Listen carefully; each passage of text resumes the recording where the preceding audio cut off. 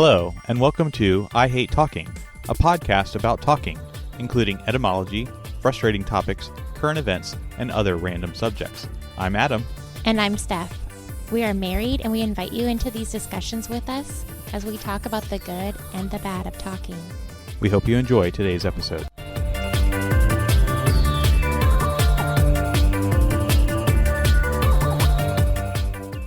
Welcome to episode 122 of I Hate Talking. Hi, everyone. So I suppose we'll jump right into our word or phrase of the episode. Okay. And that is the word that we came across last episode when we were looking at various etymology theories of the phrase on end. Mm-hmm. And that is a word that a particular person that was posting on the etymology posting boards used. And that word is solecism. Yeah. I'm excited to learn about it because, like you, we'd never heard it before. And it sounds to me very negative. Solecism. And I know you said it's spelled like soul, like the sole of your feet. But it just sounds to me like soulless. Like you don't have a soul. Yep. Well, I suppose we'll find out if it has anything to do with that. I don't think it does. I think it has something to do with perhaps like a faux pas or something is what I would guess. Okay. Which that might be a good one for next time. Maybe we'll do a double header, faux pas. There you go. That sounds like another French word. We keep coming across these French words. We're really into the French right now, huh? No, I think it's just that the French words, perhaps, at least in my experience, are less well defined because they don't follow normal Greek and Latin roots. So for those of you that are listening and not watching, which is all of you because we are not a video podcast, No. we now have a whiteboard in our recording studio so that we can write down ideas or things that we have on the docket to discuss in future episodes. And that is not at all how you spell faux pas. What did you write? P-O-P-A? Yes. Isn't it F-A-U-X space P-A-S or something like that? Probably, but I don't even know why I spelled it with a P. Faux pas. I spelled it faux pas.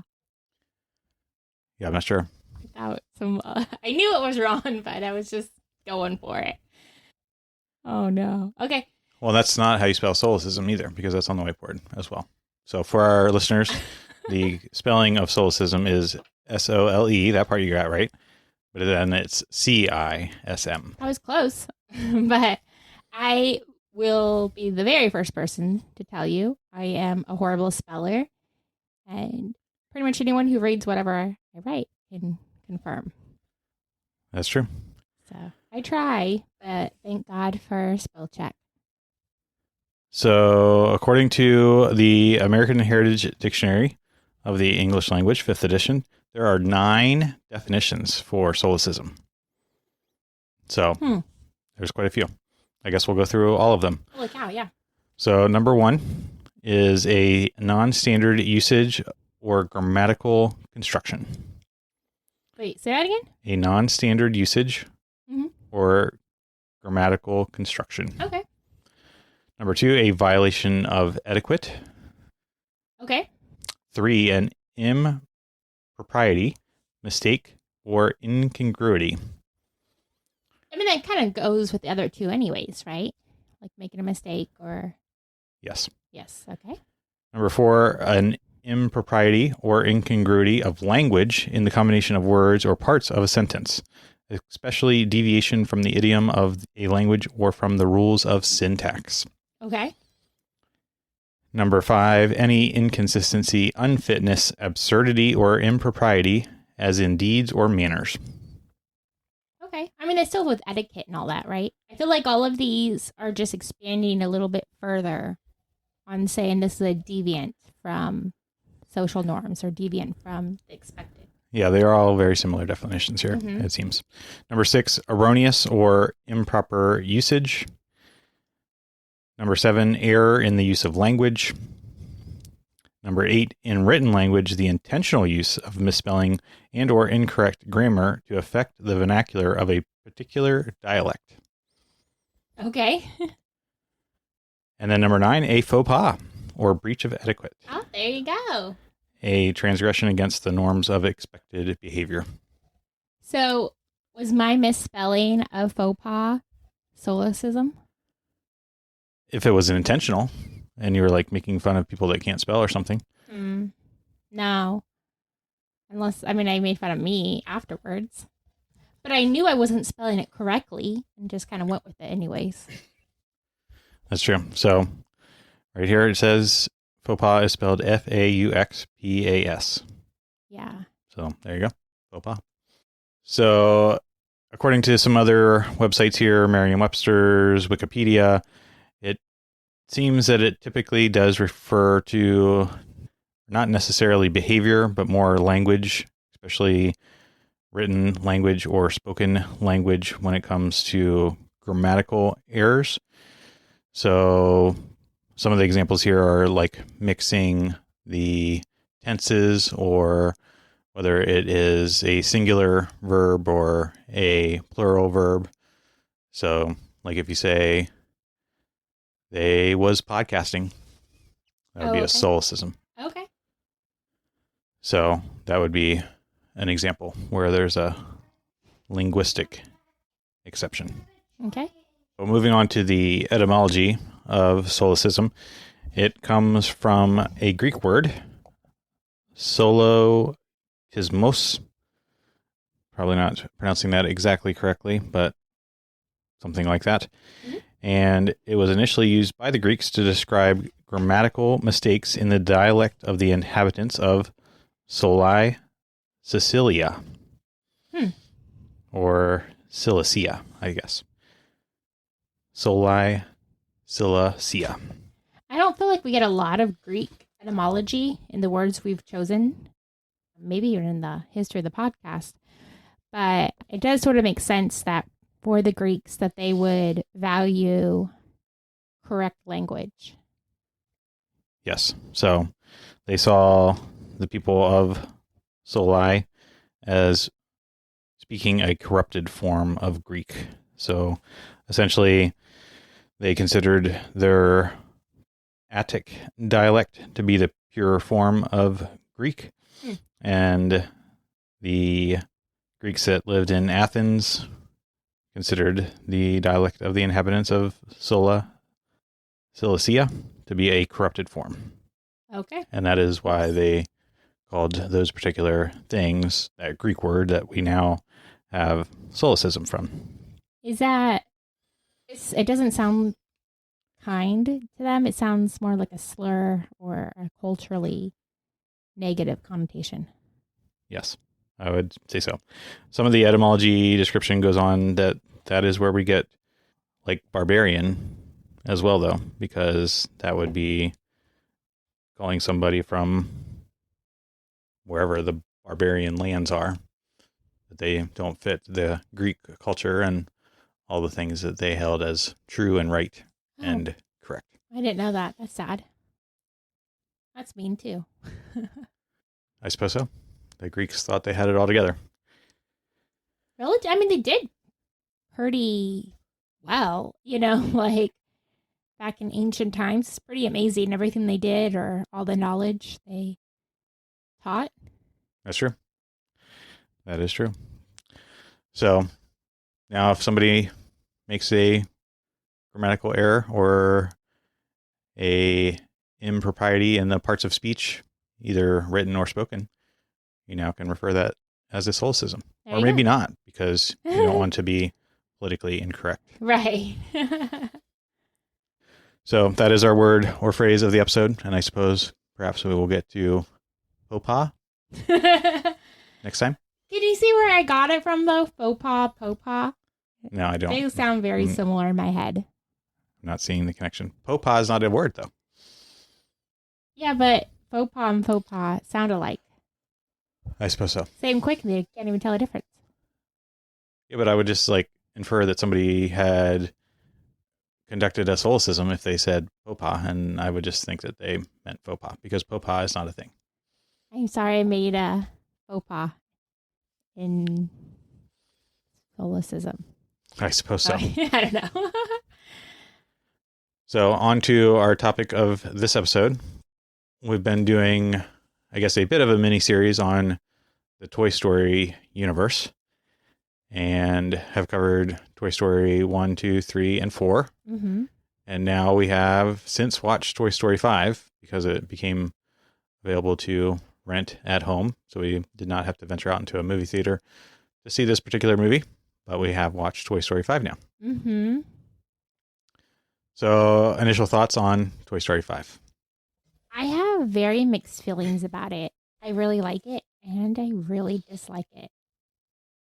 So I can go into that later, but tell me, what are your initial thoughts?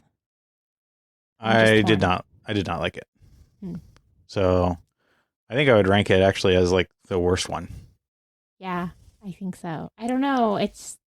I'm really torn. I liked it and really didn't like it at the same time. Yep. I don't know. I had trouble paying attention to it. It did not hold my attention very well. You fell asleep. I did. Now, this was the second movie of the day. So, we did watch a movie previous to that.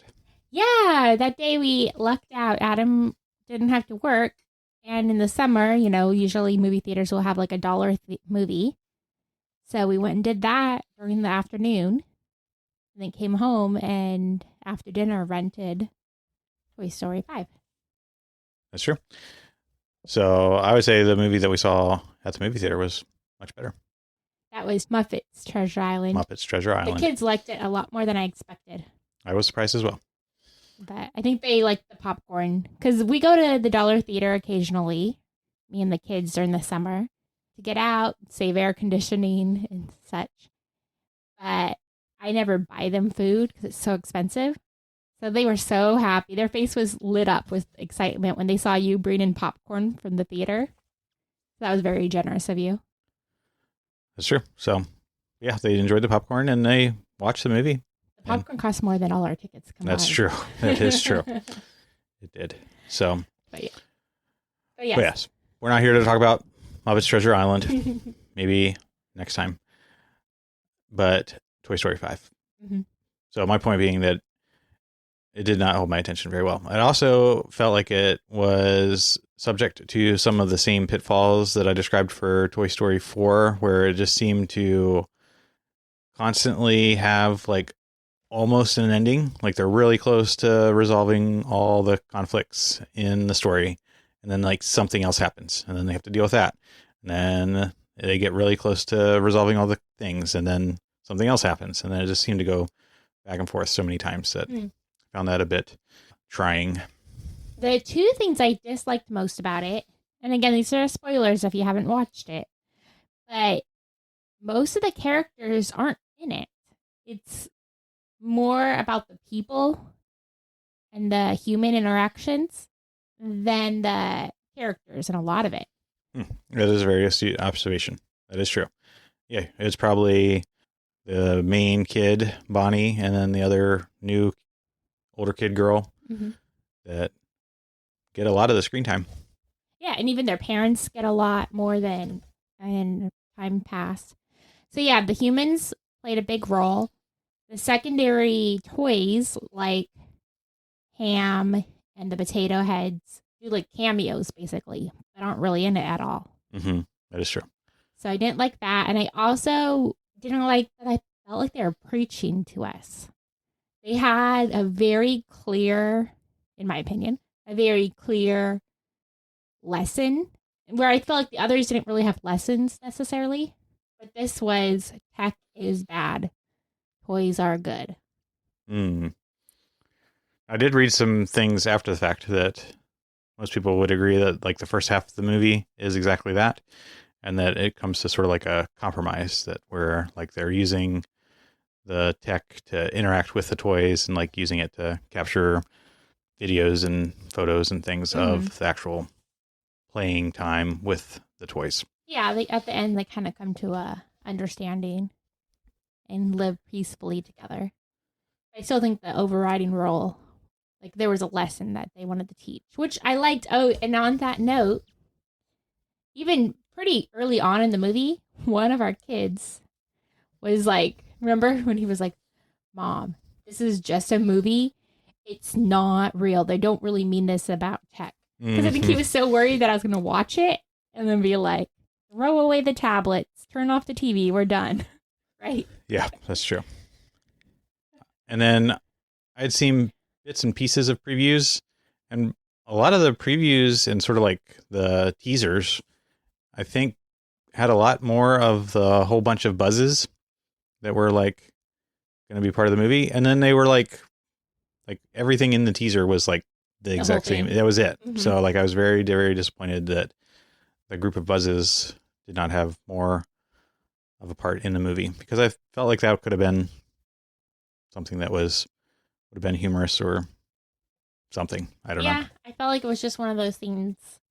They had a purpose, like a usefulness in the plot, but essentially the rest of the movie, it was just pointless. Like I didn't appreciate them at all. Like you said, they could have been utilized humorously. Yep.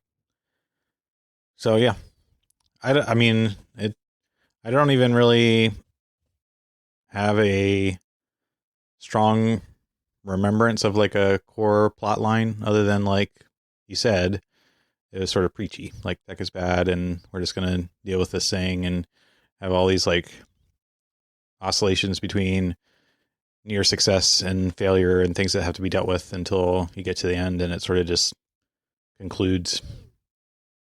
So I did not like it at all. Yeah. I did relate to the parents, though, Bonnie's parents, when they got her essentially the iPad, whatever they call it, leapfrog or lily pad, so that they don't leapfrog's the actual thing. So they probably didn't want to get sued. So lily pad. I did relate to her parents, though, because all our kids are amazing and such wonderful personalities, but one is eccentric and struggled in the past with making peers. And we've had similar conversations like that, like, oh, we don't really like this, but it's going to help him blend in better. And that's what they did. She was struggling to make friends, so they were like, well, we'll get her this lily pad so she can play the games with her peers. And we had a very similar conversation. I mean, it was a long time ago. But like, do we do this to help him blend in? We don't like it.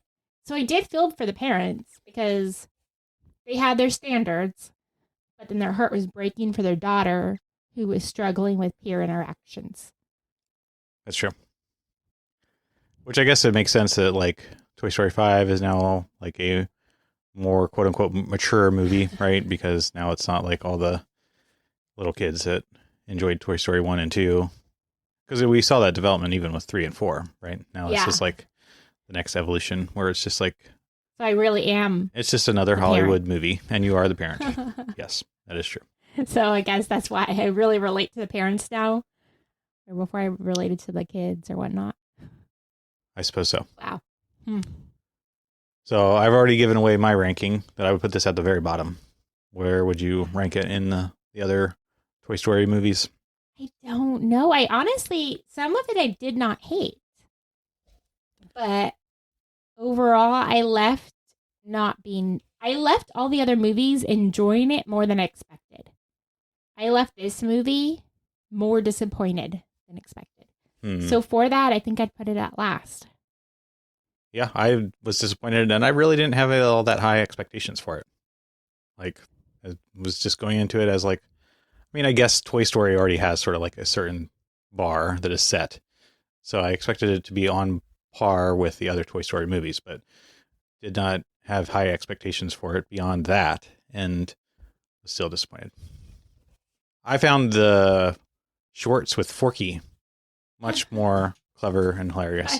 Those were much more enjoyable. Okay, we can talk about those real quick if you want, because I did not like those, but you and the kids did. Yeah, I thoroughly enjoyed those. There were, I think, 10 of them. Okay. And they're anywhere from like, I think it says 8 minutes on like the runtime, but they really aren't 8 minutes. I think they're close to like 4 minutes, and then there's like 4 minutes of credits with maybe a little bit of bonus scene. Okay. So you can probably watch all of them in less than an hour, I would say, all 10 of them. and they were hilarious. Yeah.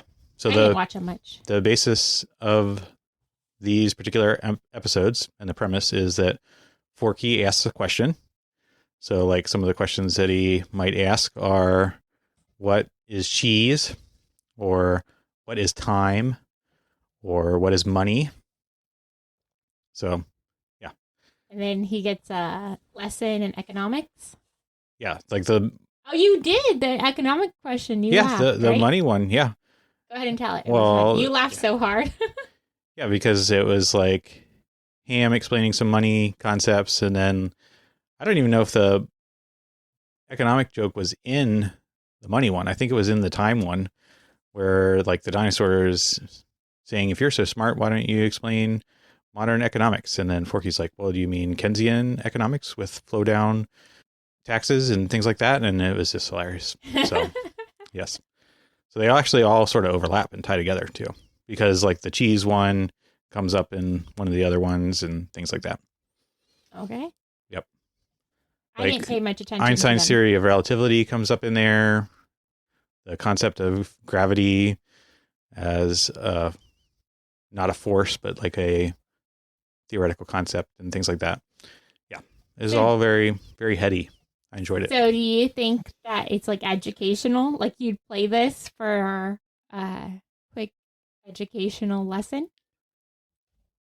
Yeah. I mean, it's not going to like teach you everything you need to know about everything, except the one episode tried to, and that was actually sort of humorous as well.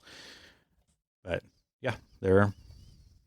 I mean, I guess if you don't know these things, right? Like if you don't know what Keynesian economics is, it's probably going to go over your head. But yeah.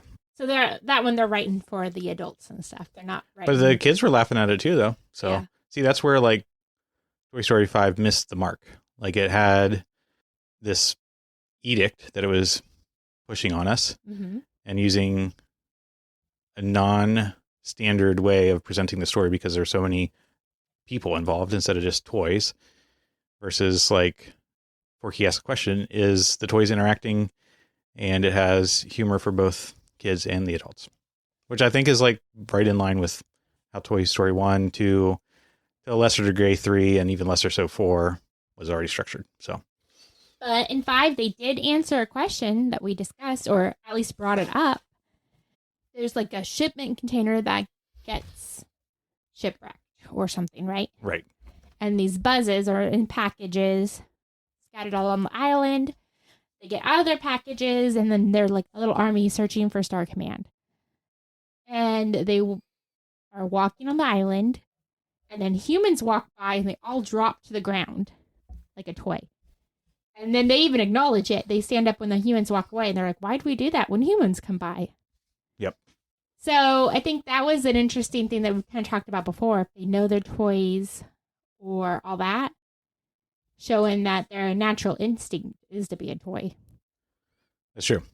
So, yeah, I mean, we had already established the theory that toys can be sapient because of the imbued magic of a child's imagination, and that only when they have some sort of revelation do they realize that they're a toy. But this does bring an interesting aspect of that, is that they do freeze when humans are around due to some sort of instinct almost. Mm-hmm. Right. So not only are the toys sapient, they also have instincts. Yeah. Yeah. So I thought that was an interesting little thing that they brought up. That's true. And I did really like when Buzz and Jessie got married. Yeah, but that was the third time? I didn't get that joke. What do you mean? They said, this is the third time that this happened. They never fully got married before. She'd play it, and then things would happen and get distracted. I see. They never got to like kiss the bride and stuff. I see. So it was like the third attempt, not the third actual occurrence. Yeah. I think so. See, that was even like then a mistake in the movie. Hmm. So now I'm even more frustrated and disappointed. So, like we said at the start, there are spoilers in here. So hopefully we did not spoil the movie for you. Or if you have not seen it and we spoiled it for you, now you're really not going to want to see it. It's not bad. It's just, I'm glad we did not pay like $20 a person to go watch that in the theaters. That's true. That would have been a bummer. So recently we talked about the TV show I Will Find You. And you talked about how much you dislike that. Which do you dislike better? Or is that a solecism? You dislike better? Dislike better? Yeah, that's a solecism. Which Dislike one? more. Which one do you dislike more? The TV show I Will Find You or Toy Story 5? So I would sort of rank them based on if I would watch it again. And if they were the same length and I had to invest the same amount of time, I would say I would watch I Will Find You again. But because Toy Story 5 is, 90 minutes versus I Will Find You is 8 or 9 episodes of 40 minutes or something like that, it's going to be a close one based on that ranking methodology. So overall, just pure dislike, I'd say I disliked Toy Story 5 more. Okay. Wow. But if I was going to choose to watch one and I had to choose between those two things, I think I would actually watch Toy Story 5 because it's going to be shorter. It's only an hour and a half. Less of an investment of my time. Okay. Yes. All right. Obviously, I love I Will Find You, so I'd watch that again. That's true. But I would watch Silo again. I think we're getting close to the end of the season. that's crazy. Maybe we'll have to do Silo recap at some point. Or talk about buying and selling houses. Yeah, we've been busy doing that. We've been busy doing that. And then summer is coming to a close and now all the fall activities are beginning. So for your listeners out there, we do a lot more than just watch TV. Me too. But it is one of our favorite things once the kids go to bed. Watch 20 minutes. We talked about before, we never even watch a whole TV show ourselves. That's true. We made it through about 20 minutes of Silo last night. So I think that's it takes us a whole week to watch one episode. So that's good that it only comes out once a week. I guess. But I don't once I do finish it, I want to start the new one. And I don't like that. I see. Yes. But yeah, real life and is we do starting. Podcasting. That's another thing that we do. If you don't know already. If you were not aware. Yeah, real life starting though. We're gonna summer we did a lot of stuff this summer. We also had a lot of chill days since we moved to the area pretty recently. We didn't get too involved right away. We used to do martial arts and we used to do Cub Scouts and we used to do all this stuff. So all of that stuff picks up next week and we're getting busy again. That's true. Seems like we're already somewhat busy. So now we're just getting busier. Yeah. But that is our take on Toy Story 5. You can always let us know in a email, text message, or comment your thoughts on it if you have seen it. And if you have not seen it, then perhaps you did not listen to this episode.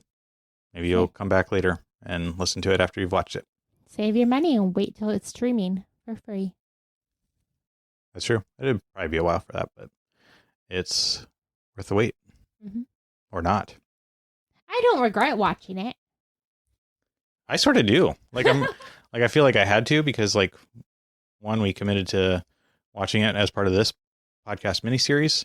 Mm-hmm. And then it's sort of a cultural phenomenon of some sort. But it took us a while to watch Toy Story 4. That was years later.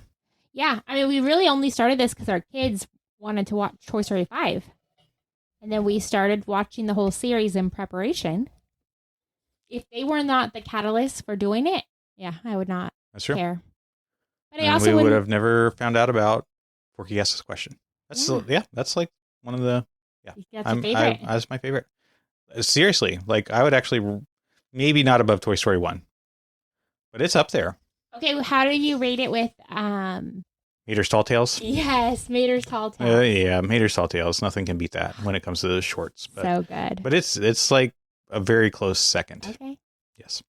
We maybe in the future we'll recap all the Cars series. Now that we're done with Toy Story, our kids asked to rewatch Cars. I think that'd be a fun one to do. That's true.